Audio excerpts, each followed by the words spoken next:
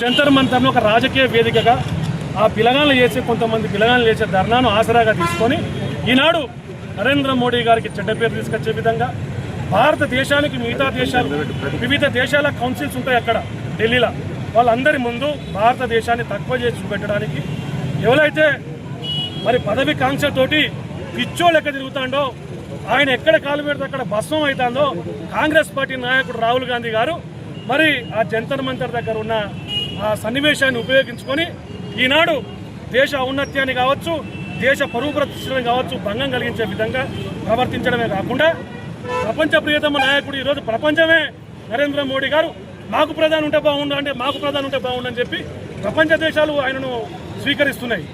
మరి రాహుల్ గాంధీ గారికి ఆయన పదవికాంక్షతోటి ఈనాడు దేశ ఔన్నత్యాన్ని దేశం కూడా పేరు ప్రతిష్టలను దెబ్బతీసే విధంగా పాకిస్తాన్ జెండా ఎందుకు వస్తుందండి అక్కడ జంతర్ మంతర్ దగ్గర?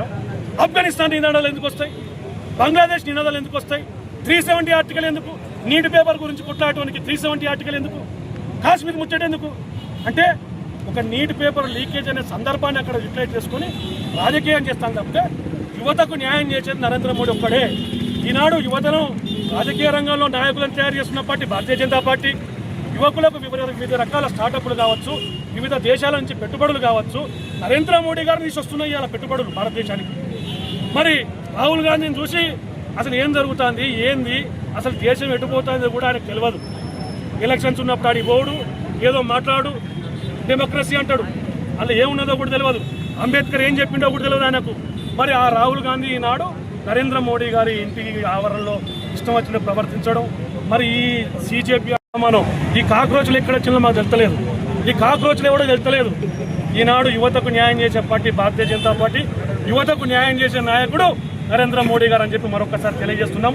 ఈనాడు నర్సంపేట భారతీయ జనతా పార్టీ ఆధ్వర్యంలో ఏదైతే భారతదేశ ఔన్నత్యాన్ని, భారతదేశం యొక్క సమగ్రతను దెబ్బతీసే విధంగా రాహుల్ గాంధీ గారు కావచ్చు, ప్రియాంక గాంధీ గారు కావచ్చు, ఈ దొంగ కాంగ్రెస్ నాయకులు కావచ్చు ప్రవర్తిస్తున్న సందర్భంగా ఈనాడు కాంగ్రెస్ పార్టీని మరియు రాహుల్ గాంధీ, ప్రియాంక గాంధీల దిష్టిబొమ్మ నర్సంపేట భారతీయ జనతా పార్టీ ఆధ్వర్యంలో దగ్ధం చేస్తామని చెప్పి మీడియా మిత్రులకు తెలియజేస్తున్నాను.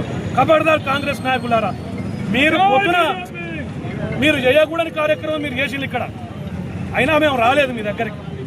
మాకు సాధ కాక కాదు, సావలేక కాదు. మీరు కార్యక్రమం చేసుకుంటానంటే పోలీస్ డిపార్ట్మెంట్కి సహకరించే చదువు మేము చదువుకున్నాం. మాకు ఆ పార్టీకి ఆ సంప్రదాయాలు ఉన్నాయి. మీరు వెళ్ళిపోయాలని చెప్పినాక గంట తర్వాత మీరు కొట్లాడకు వస్తారా? చదువుకున్న వాళ్ళం కాబట్టి, సంస్కారం తెలిసిన వాళ్ళం కాబట్టి కొట్లాట ఆపినాం.